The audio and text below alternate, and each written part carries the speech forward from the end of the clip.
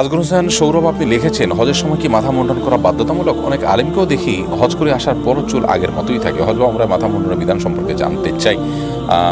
ভাই আজগর হোসেন, আল্লাহ রাব্বুল আলামিন কোরআনে হাকিম এ সম্পর্কে বলেছেন যে মুহাল্লিকিনা রুউসাহুম ওয়াল মুকাসসিরিনা লা তাখাফুন, যার অর্থ হলো হজ করার পর যারা মাথা মুন্ডন করবে, মাথা মুন্ডন করাটাই হলো সাধারণ নিয়ম, সাধারণ নির্দেশ।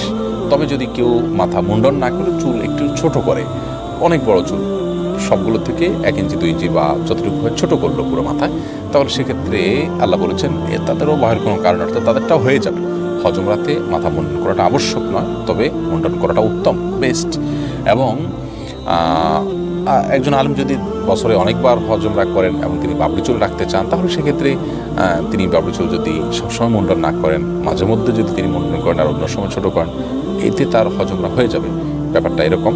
তবে নবী করিম সাল্লাল্লাহু আলাইহি ওয়াসাল্লাম 3 বার দোয়া করেছেন, আল্লাহুম্মা আরহামিল মুহাল্লিকিন, আল্লাহুম্মা আরহামিল মুহাল্লিকিন, আল্লাহুম্মা আরহামিল মুহাল্লিকিন। আল্লাহ, আপনি যারা হজ উমরার পর মাথা মুন্ডন করে তাদের প্রতি রহম করুন, রহম করুন, রহম করুন। 3 বার নবী সাল্লাল্লাহু আলাইহি ওয়াসাল্লাম দোয়া করেছেন। এজন্য অবশ্যই সেটি উত্তম।